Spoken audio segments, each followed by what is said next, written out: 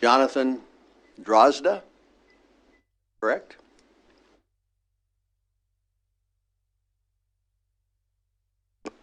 Hello, I am Jonathan Drozda, a senior from UNK studying both philosophy and psychology, majoring in both. And I am addressing the anticipation to remove the philosophy department. I handed out packets to you all. The top of the packet has a copy of the letter sent to you all from the American Philosophical Association. If you look at page 4 of the handout, you will find the results to a petition that myself and 9 others wrote last semester, which now has 179 signatures, all of which are present in front of you. I expect you are familiar with the existence of this petition, as I emailed many of its results to the Board of Regents this last semester. On page 4, a dual major in molecular biology and philosophy said, quote, so long as critical thinkers pass through UNK, there will be a need for philosophy. So long as people endowed with freedom of choice of even the slightest degree pass through UNK, there will be a need for philosophy. The department has the ability to ignite a lifelong love of wisdom. On page 11, dual major in comprehensive computer science and philosophy said, quote, philosophy teaches you how to examine your life and pursue what is truly good. This helps create better people, which in turn creates a better society. End quote. A student majoring in English said the following on page 5 of that packet.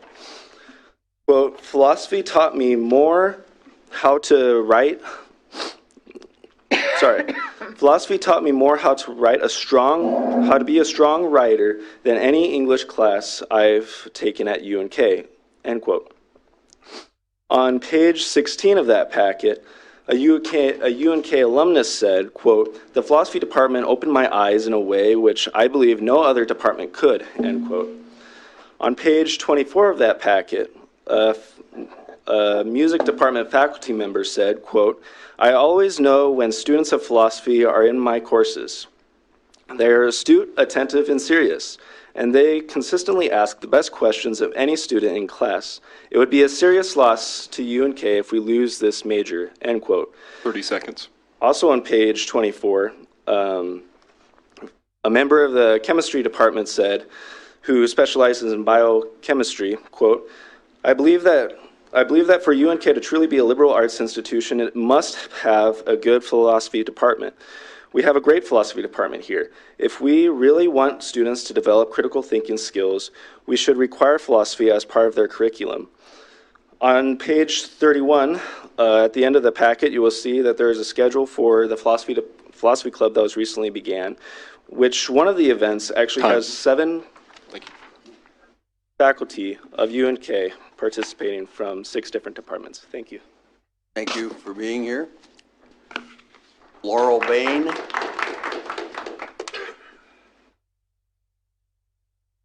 My name is Laurel Brin. I would like to give you a little bit of background about myself first before I start speaking about what I'd like to speak about. I am a Navy veteran. I was a legal clerk working for a Rear Admiral in San Diego. I am also a former construction technology instructor for a local community college, and I am currently a student of philosophy and psychology at UNK.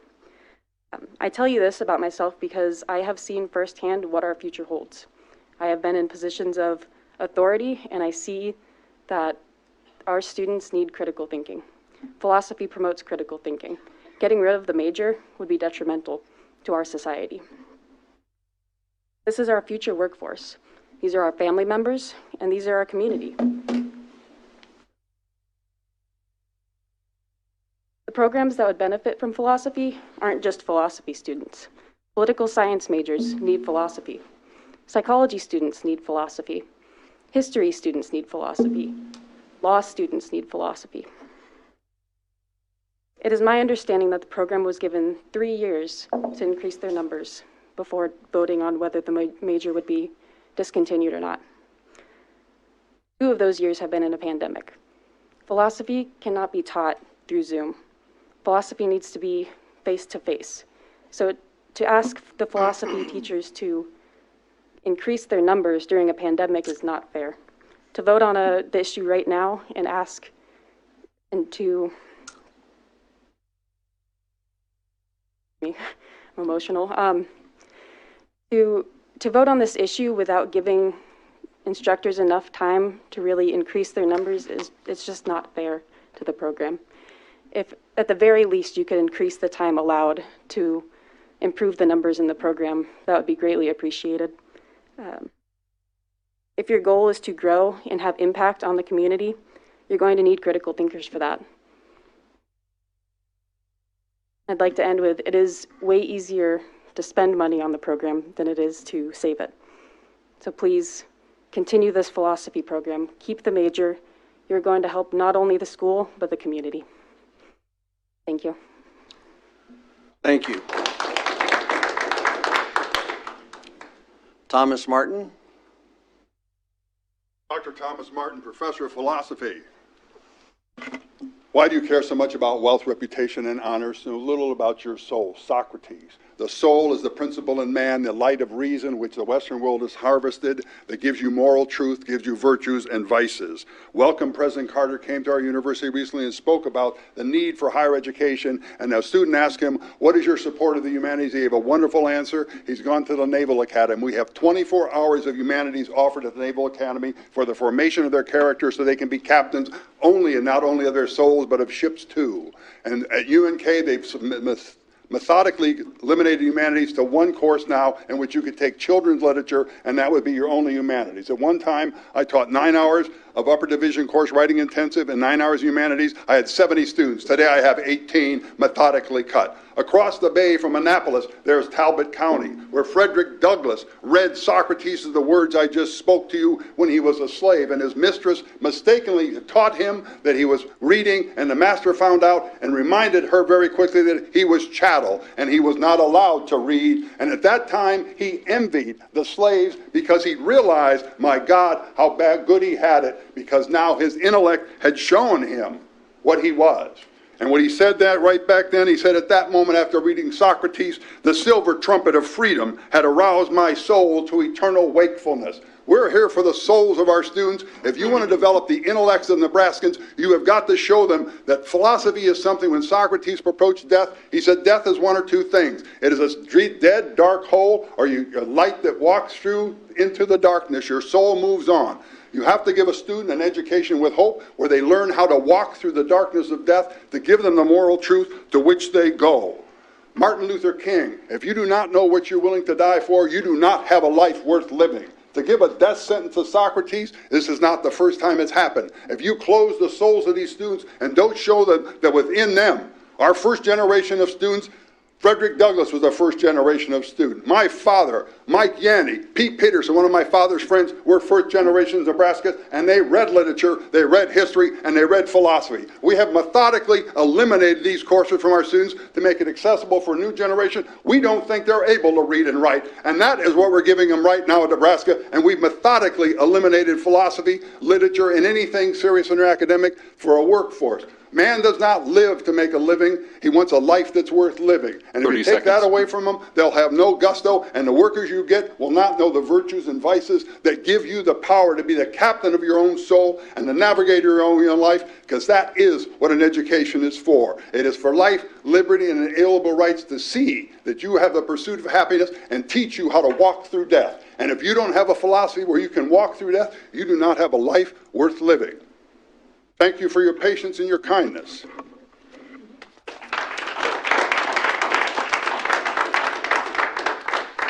Thank you, Dr. Martin. Luke Hamilton.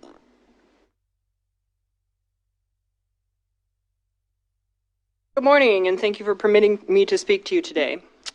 Nebraska State Normal School at Kearney, Nebraska State Teachers College at Kearney, Kearney State College, and finally the University of Nebraska at Kearney. These are the names that have graced the institution that I have come to love over the past 7 years. First as a biology major, then as a graduate student in the biology department, and now as a staff member, a research technician in the biology department. Over the years, UNK has become far more than a college to me. The faculty and staff there are more like my second family. The future of UNK is therefore of great importance to me, and today I am concerned for that future. Specifically, I fear that one day soon a new name will have to be given to UNK, CNTC, Central Nebraska Technical College. Now, there is nothing wrong with technical colleges per se. There are many who receive technical degrees and serve their communities quite well. My point today is that there is a substantial difference between a technical college and a university. I have had the privilege to attend many commencement ceremonies at UNK, and several times I have heard Chancellor Christensen tell the graduates, "You have not been trained, you have been educated." Now, what does he mean by educated? I think that there are at least two things that he means. One, that the students have been taught to critically evaluate their own thought processes and beliefs so that they can improve their own thinking over time. And two, that the students have been taught perspectives from a broad range of disciplines so that when they encounter a problem, they can approach it with a broad range of tools. Now, if these are indeed the core principles of a university education, then it is insane to get rid of philosophy as a major, because the study of philosophy is the highest expression of these principles. After all, who better to teach critical thinking than philosophers who have studied the greatest works the works of the greatest minds in history. And who better to give students a broad view of the arts and sciences than philosophers, who have studied the principles of aesthetics and logic, which underlie all the arts and sciences. Indeed, the study of philosophy lies at the very heart of what it means to be educated, and this fact is so obvious that I am dumbfounded that we are even here having this discussion today. I am a multiple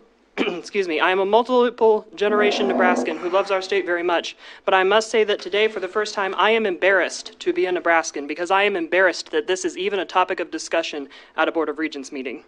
I will leave you with a quote from Sir Francis Bacon, the English philosopher who is largely responsible for developing the scientific method as we practice it today. He said that half of science is putting forth the right questions. And I ask you this, if students do not have a firm foundation in philosophy and the other humanities to guide them to the right questions, then what is the point in teaching them science? What is the point of generating an entire workforce of people with technical skills if there are no leaders to direct that workforce? And in light of these questions, I ask that you take a stand today for the quality of education in our state by retaining philosophy as a major at UNK. Thank you. Thank you. Elijah Frazier.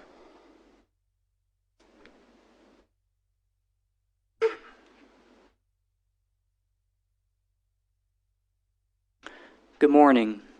My name is Elijah Frazier, and I am a senior at UNK, majoring in business administration and minoring in philosophy. And today I just want to urge you humbly to keep the major of philosophy at UNK going and alive and strong. Because here's the thing, as Dr. Martin kind of alluded to, we all want what is true, what is good and beautiful. We want to pursue those things. Those are the most fundamental desires of our heart. A good career that's successful, makes a lot of money, is fun and nice, but there's more to life, and we all know that, and you know that if you're true with yourself. Philosophy equips us with the critical thinking necessary to see these things that are good, true, and beautiful. The first step in moving and directing ourselves to these things and living them out in our lives. And I think it would be a shame to deprive students of a philosophy major because you're not allowing them access to this subject that forms them in a manner that enables them to pursue what is good, what is true, and what is beautiful. So I ask you today to please strongly consider maintaining the major at UNK in the philosophy department. Thank you. Thank you for being here. Gene Fent. If I were teaching business ethics, which I don't for a reason which I will remind you of in a moment, what I would say what's going on here is a case study in moral hazard. As you know, a situation of moral hazard is created when an association or agreement is arranged in such a way that all or the most substantial part of the risk entailed falls only on one party. This opens the path for other parties to take advantage of those who bear the risk.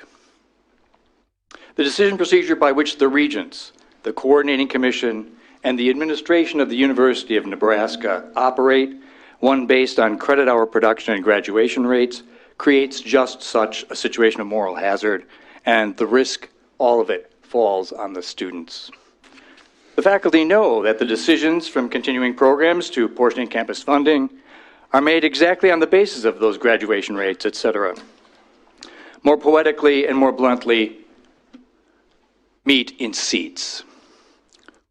Since this is the basis of administrative decision-making, the faculty are systemically encouraged to make all their efforts bend towards the administrative measurement.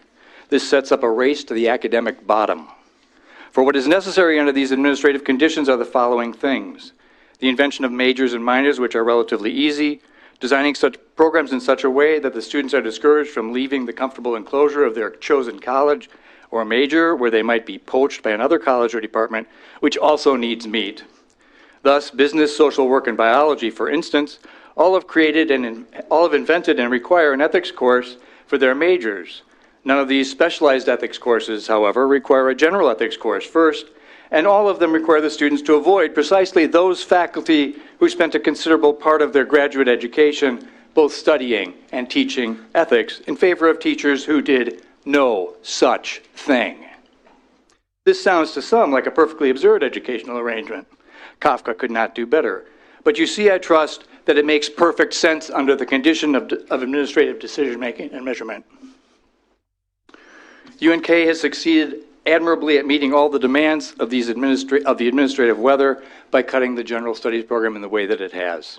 At least some of the faculty realize that the way the system is operating is absurd. Recently, I received an email from one such faculty member. Curiously, she is in one of those departments that have invented their own ethics course. She wrote, and I quote, "I'm sorry I failed to answer a couple of your questions. Yes, I think the current GS program is truly awful. I also dislike dual credit and seeing students enter UNK with most of their GS program completed, yet not be able to write a coherent paragraph." Here was my answer.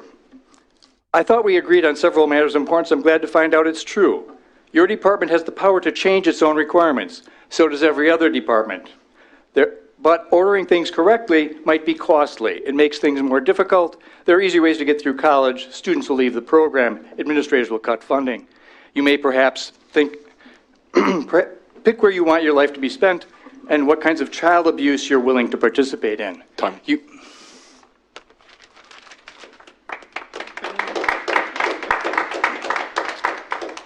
Matthew Duffy.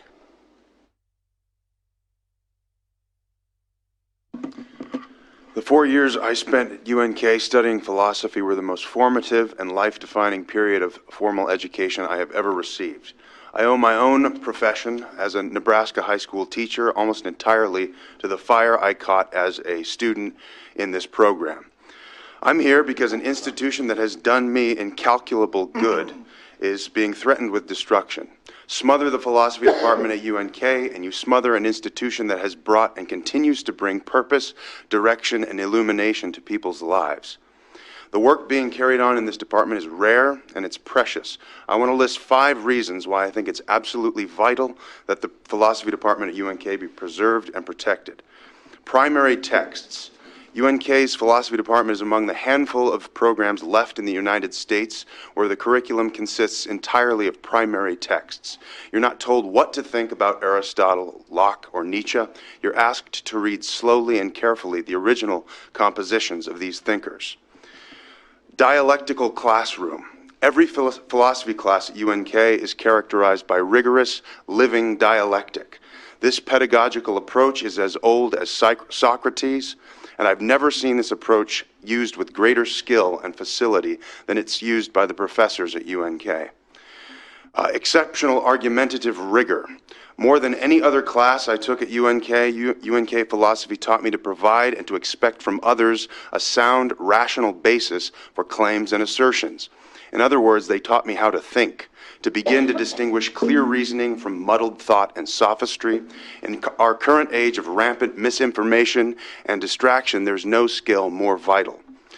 Excellence of instruction. After graduating UNK, I got a master's degree in English from the University of Dallas, a well-respected liberal arts college in Texas. No professor I have had before or since has exceeded my professors at UNK in quality of instruction. Some of the best professors in the nation, I'm convinced, reside in the little town of Kearney, Nebraska, teach in the humble department at UNK. 5, existential relevance. The approach to philosophy taken by all the professors at UNK presupposes an intimate relationship between the life of the mind and the life well lived. Young people today are desperate for a sense of purpose and meaning. The education that the UNK Philosophy Department provides has never been more important than it is right now. Seconds. I challenge any department in the entire university system to show forth a body of alumni whose minds, hearts, and lives have been more dramatically changed for the better than that of this department. UNK philosophy is a guiding light in the midst of a time of great confusion and distraction. With confidence in the goodwill and good sense of this Board of Regents, I plead with you, do not douse this light.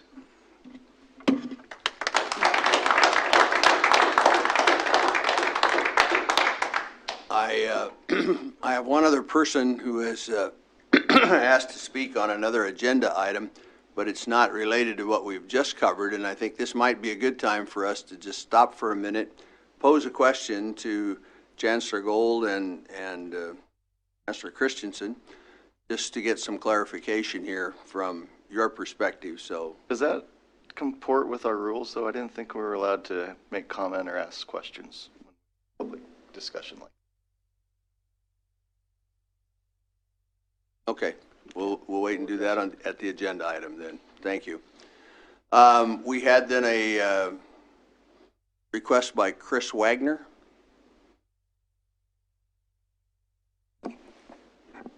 Morning. I'm Chris Wagner with Project Extra Mile, and I am here on behalf of 500 plus Nebraskans that are part of our coalition to ask you to not move forward with the two agenda items specific to alcohol. I just want to first actually give you kudos and the university kudos, because over the past 20 years, we have seen the cooperation that you've made and fostered with the city, with the bridge, seen a drop in binge drinking among your college students from 62% back in the late 90s to 35% in 2018. And that is just a huge success. And so I do want to thank you for that, but I also want to reference what President Carter said in his opening, the emphasis on growth and impact of the decisions that you make. And I would argue that while you may see growth in revenues from this decision, you will also see growth in binge drinking. You will also see growth in underage drinking. You will also see growth in alcohol-related crashes in the community. And so I would urge you to keep these policies in place because they really do work.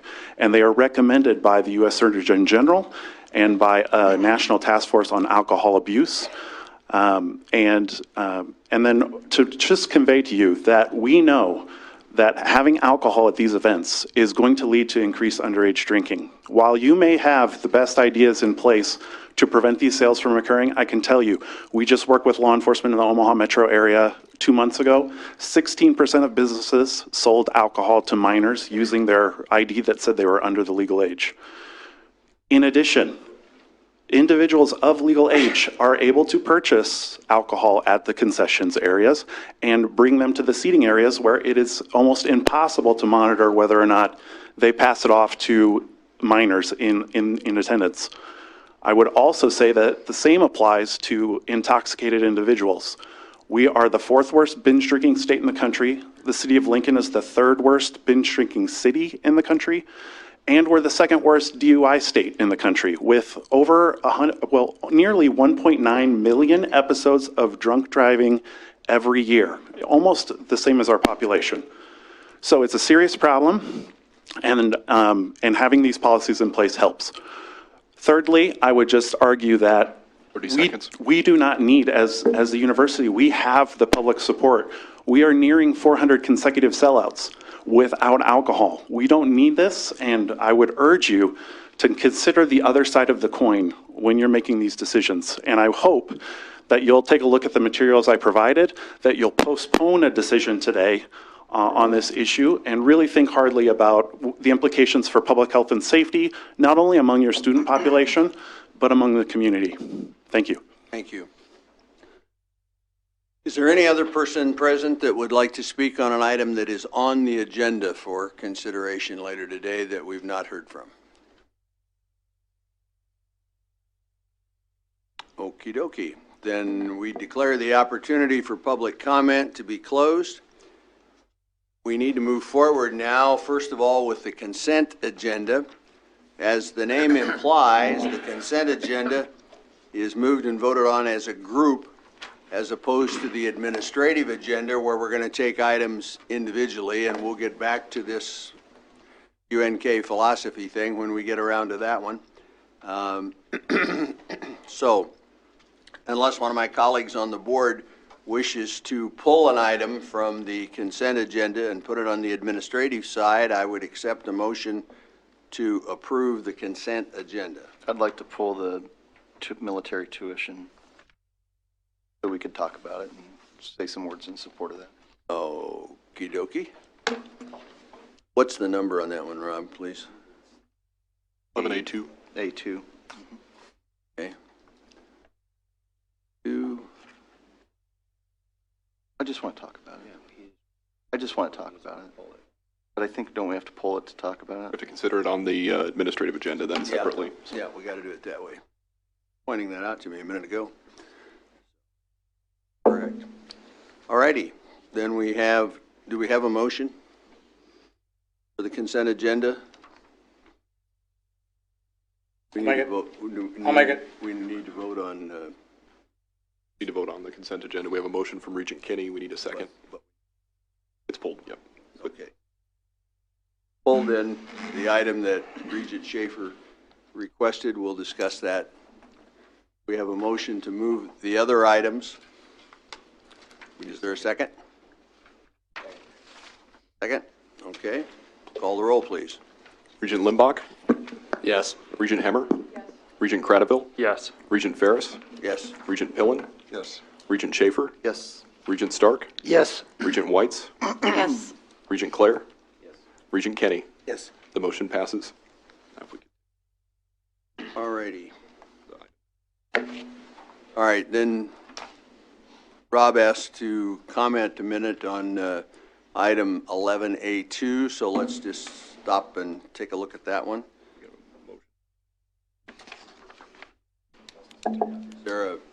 Is there a motion to approve that item, and then we can move forward and discuss it?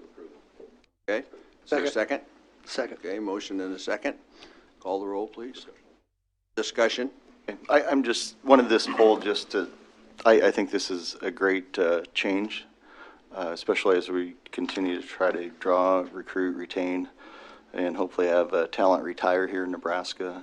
Everything we can do regarding our military, this coincides with what's been going on with the legislature, where I believe it was 2 years ago, they made 50% of military retirement excluded from income tax here in Nebraska, and I believe that last year or this past year, it's now 100%. I think this coincides with that. Hopefully to continue to make Nebraska, as a state as well as the University of Nebraska, one of the most military-friendly places for folks affiliated with military to come, work, play, and hopefully retire and be a part of our communities here, and to also receive an education. So I'm really happy to see this come forward. I believe this came up through academic affairs, and I'm no longer on that committee, but good work. Thank you. Hey, thanks for the comments, Rob. Appreciate that. Any other comments on this item? Call the roll on the approval then of item 11A2. Regent Hemmer? Yes.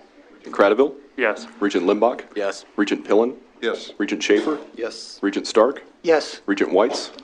Regent Clare? Yes. Regent Kenny? Yes. Regent Ferris? Yes. The motion passes. All righty. I think it's about time for me just to dump this over onto your lap, President Carter. And we'll now consider the administrative agenda. We'll start off with academic affairs. The first item is item 12A1, which is approval of award of honorary degrees and awards. We'll discuss that in closed session and come back and vote on that after closed session. As such, item 12A2 seeks your approval to eliminate the Bachelor of Arts in Philosophy at UNK. Now, let me just say up front, program elimination for any of our programs, university system-wide, absolutely gives us no pleasure, and it has to be done carefully, thoughtfully, and that has been brought forward.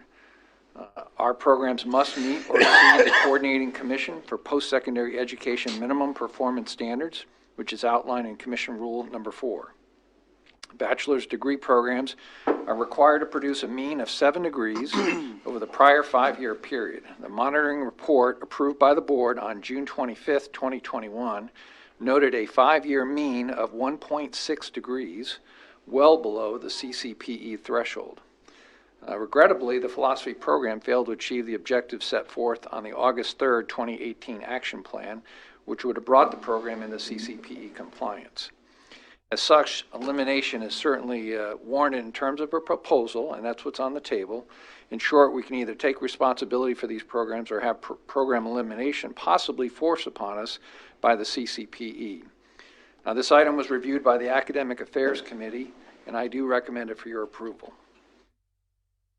I think it's appropriate that we also clarify the fact that we are not stopping teaching that particular area.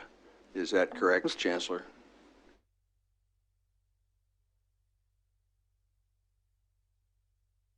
To continue and complete their degree with that major. Philosophy classes, although it will not be a separate major, will continue to be offered. That's correct. Okay.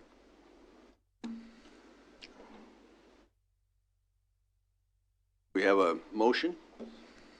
So moved. Second?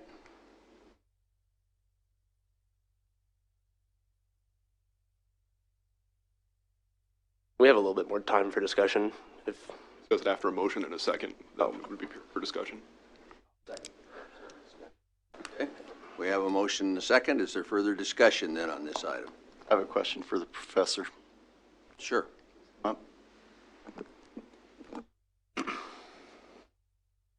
I appreciate your comments, and that was probably one of the most memorable things that I've seen as far as just people from the general public coming up. So my question to you is this: does your department teach our students how to critically think for themselves, or are they teaching them how and what to think? We teach Nietzsche, we teach Heidegger, we teach what looks like nihilism, and you argue from the devil's perspective, and we teach Augustine, Aquinas. They've read the Summa Theologica, they've read Hitler Mein Kampf, and they can argue for themselves. More importantly, to remember, we've been removed completely from the general studies. We're one of 38 different classes they can choose from. Before, when we were one of 4 choices, and I had 20 kids taking philosophy of religion. We were in Chesterton, and we were reading Nietzsche together. We read all of Everlasting Man and Beyond Good and Evil. And these Nebraskan kids, you would not believe the intellects that walk out of these places. But unless you give them those books to read, you'll never awaken their intellects, and you're throwing them under the bus. And it's on your watch. This is not about just getting majors. We're not even required in the general studies. They don't even take us. And the kids that take us, you'll see them, they'll come alive to their intellects. My dad started at Kearney Catholic. He took Latin. He came out of Battle Creek, Nebraska, a dirt farm. My grandmother taught at Meadow Grove in 1906. I'm the 4th generation of Nebraskans. And to do with these kids, you don't realize the intellect you can unleash. And when you give them namby-pamby courses, you're going to get namby-pamby workers. They won't have perseverance, discipline. They'll have no control of their own souls. And they take in Zoom classes, they can barely read and write. I sit in rooms with loads of kids who can't read and write, and I've been doing this for 78 semesters. Every semester I teach 2 intros. I am 4 times older than they are now, and when I started when I was a kid, some of the girls used to fall in love with me. But those days are long gone. But I'm who's teaching your kids, and I will not do it on Zoom. I'm going to sit there writing their talk, and we're going to argue like they did at the Naval Academy, because they gave them 24 hours. They had to read the literature adventures of sailing. You got to read Moby Dick if you were a sailor. My God, you got a pair. Nebraska's got a damn Navy. If we played football and we said Navy 24, UNK takes 3 hours of humanities. If we saw that in football, we'd fire the coach. Academically irresponsible is what's going on here. They don't take the course because they're not required, they're not even offered. You let them take business ethics. We replaced all of the ethics. I was teaching, and this is very important, I was teaching Aristotle to these kids and reading Solzhenitsyn's 540-page cancer ward with kids in Nebraska who never read a book in their life till they've been in my class. I gave my life to this, and you're going to teach them the thing, if you don't have a life worth living, Socrates says, philosophy is the art of dying. Because when you take your talents out of Nebraska, when you take your intellects in state, you're going to die to yourself. Because the whole art of taking your intellect is to serve the good of the others. You never serve yourself. You cannot be self-serving. And if you put me in front of a class with 100 students and you put up anything they got, and I'll play football with you. I'm an old basketball player. I'll play one-on-one with you, and I'll give them books. No textbook education, no Scantron exams. You're going to read and write for your life's sakes because God gave you a mind to use, and you have unalienable rights. And unless you realize those rights, you're not going to be happy. It's a pursuit of happiness because your whole life, if you do not pursue virtue, you will not be happy, and your towns will all die. That's what I teach in class. And I've woken up these kids. My dad went here in the middle of depression, got out, find his first job on a railroad. Amazing thing. 500 students. They had a Latin club with 50 kids in it in Nebraska. It's amazing. Go back and look in the yearbooks. What we offered, we're offering these kids drivel nowadays. They don't read and write for their lives. And I'm serious. Come and sit in my classroom and watch what I do, and then go watch what it looks like on a Zoom lecture class with a bunch of kids falling asleep. And you wonder where your workforce went? Look in a Zoom classroom sometime. You couldn't have killed these kids easier than gave them Zoom and put them on those classes with Scantron exams. The next generation, you're bringing up Hispanic kids. Yo puedo hablar español because my father graduated from here, went to work with the American Embassy and could learn Spanish like that. I remember Pete Peterson was in our house once in Lima, Peru when I was a little boy. Nebraska boys. That's what you got to give kids in an educational system. You got to give them fire because you want them to direct their own lives and be in charge of themselves because they're Nebraska, and Nebraska deserves better than what we're giving them now. We're building a very beautiful STEM case. You got a STEM case. You got a brain stem with no soul to it. It's the content of your character that wins the day, and that's not something you can build because the university is in the mind of a student, and that mind is a terrible thing to waste. Martin Luther King. And we're not developing the souls. We're creating a workforce that's not workable, and you're seeing it in your own businesses. Yeah. You tell me how many sound employees you find and how easy they are to find and why there's a brain drain. You have to give them a life worth living. But that's Socrates. That's not Tom Martin. I was a D student. Failed out of school, but I played basketball. Damn, I could play basketball. Got a Bill Walton jump shot. You'd have loved to see it. I can barely walk. I got my braces on now. I teach till I die, but they're getting me in my philosophy department, which means the reason we don't have the major, they didn't put us in there. If you put us in there and compete with the rest of them, the years we did that, I had 11 graduates 10 years ago. I had 70 kids in class. Today, I got 18 in one class with nobody because they eliminated us. The kids are taking kitty lit instead of intro to philosophy. You could have read Aristotle when you're 18. You could have read Cancer Ward, won the Nobel Prize in literature. You never read a book in your life, and now you're reading Solzhenitsyn. My God, you want that in your kid? You're darn right you did. Thank you, Doctor. Appreciate your comment and your enthusiasm. It's not mine. Philosophy gave it to me. I have a question, too.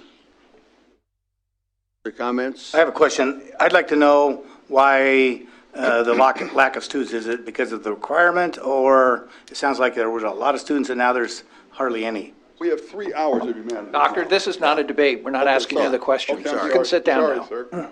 Sorry. Maybe Doug, you want to answer that? Well, I think the first thing you need to understand is that the general studies, and Professor Martin is passionate. I have great respect for him. Good and decent man. General studies is the province of the faculty. They determine what goes into the general studies program. Yes, there has been a reduction in the number of hours that totally a UNK student would need to take for general studies. That puts it in line with the other campuses. It also assists in getting the 4-year graduation rates. It helps in terms of transfer students so they don't have all that time going back. Ideally, we'd have 150 hours required for graduation, so we could take all these other classes. But you as a board know that you've had to make some tough decisions about how do you balance the number of hours versus the cost versus the debt and putting those students out. I think that it's wrong to believe that philosophy is not effective. It is. It's a discipline that's good. But you also have to look at, I think, the philosophic, if you will, approach here, you as a board have a decision to make. Either you have control over programs or you turn it over to the coordinating commission. In my experience, that is not a good thing to do. The board needs to be in charge of what our programs are and not abdicate that to the other constitutional office. So it is Regent Kenny, the providence of the faculty in terms of what gets included in general studies. And yes, we've made some difficult choices to reduce the total number. The faculty make the decisions about what goes into that factor of their choices. Thank you, Doug. Appreciate that. Other questions from my colleagues? I was going to comment. I appreciate your passion. I was a philosophy major. As I mentioned to some of my colleagues before, it had a profound impact on my life. I'd like to think on my patients. And I did study Socrates, Plato, Aristotle, in the original Greek, and the original Latin, and in the primary texts. I took all the classes. But we also have a system. We have to follow that system. And if the students aren't there, they're not there. And as much as we care, we have to make these decisions across the board. And we have spent a lot of time in faculty, and we have to follow, in my opinion, the system that we have in place. Thank you for your service, though. I think as someone who's an employer, it's important that we have people, when they come into jobs, that can critically think and problem solve. You know, as far as whether they can go through all the calculus and some of those things that maybe don't apply, you know, in as much in the real world, the critical thinking skills and problem solving skills, I think, are very important. And I think that's what's missing in some of our employees across the country. And I think it's important that our students be able to be exposed to that. And because of that, I want my kids to be able to critically think for themselves and come to their own conclusions and solve their problems. And because of that, I'm going to vote against this proposal to eliminate the department at UNK. Blair? Well, being on academic affairs and listening to the presentations today, I would like to offer a friendly amendment to what was just recently moved, and I would like to have us go back and send this back to not only academic affairs, but have a discussion about it, study it a little bit further. My concern is that if I look at my packet says beginning in 1995, there's been issues with the CCPE, there's been issues with getting it looks like a lot of enthusiasm, with all due respect to the 70 students you said you had. There's been issues with trying to get student involvement. All that being said, my friendly amendment to the motion would be, let's take one more look at this and study it one more time, and then bring it back to the board So at a later date. If I understand your amendment, you'd ask us to delay the action on the item until the next regular board meeting and refer it back to academic affairs, or comment back to the board. Someone who would second that friendly amendment? Second. Okay. So what we're talking about now is whether we're going to act on the item today or we're going to delay the action, just so we're clear on what you're voting on. So now there's an opportunity to discuss the amendment, which was to delay the action. So if you have a comment relating to delay the action, we can talk about that. If you have another comment, we're not going to talk about it. Okay? Yes, sir. So you're wanting to make the amendment. I guess I had a question in regard to Academic Affairs Committee and their recommendation. I'm assuming that Academic Affairs was unanimous in advancing this. So could I get filled in by Academic Affairs on? Your That is assumption's correct. So Academic Affairs worked Yes. and vetted through this. Every committee has their work hard. Academic Affairs has vetted and unanimously approved the recommendation here. To bring it forward. To bring it forward. And To bring it forward unanimously, which, am I assuming that everybody was, without recommendation from Academic Affairs, was to support eliminating it at UNK? That's correct. And we're eliminating the bachelor's degree. We're not eliminating the Department of Philosophy. Or a minor, or the classes, Right. or faculty. It's simply the major. We're saying you can't get a bachelor degree in philosophy. Thank you. Classes would be our understanding and recommendation from Academic Affairs that the classes would continue to be there and available. Right now, we have a motion and a second on the floor to amend this item to send it back to Academic Affairs Committee. We need to dispense of that. That's right. Okay?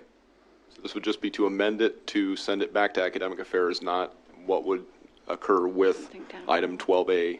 This is purely on Regent Claire's amendment to change the action to send this back for further review to Academic Affairs. So let's call the roll on that amendment. If you're voting yes, you're voting to send it back to Academic Affairs and not take any further action today. If you're voting no, then we'll come back to the original motion, which is to take action today. Call the roll, please. Regent Limbach? Yes. Regent Hemmer? No. Regent Cradaville? Yes. Regent Whites? No. Regent Claire? Yes. Regent Kenny? Yes. Regent Ferris? No. Regent Pillen? No. Regent Schaefer? Yes. Regent Stark? No. The motion fails. Okay, so now we're back to the original motion, is to accept the recommendation, and we are again, as Regent Whites has pointed out, we are eliminating the major. We are not eliminating The course. department or the classes. Call the roll on that motion. Can I pose a question? So going into this, my understanding was that, going back to what Chancellor Christensen was saying, that if we didn't act on this, the CCPE would come in and act on it for us.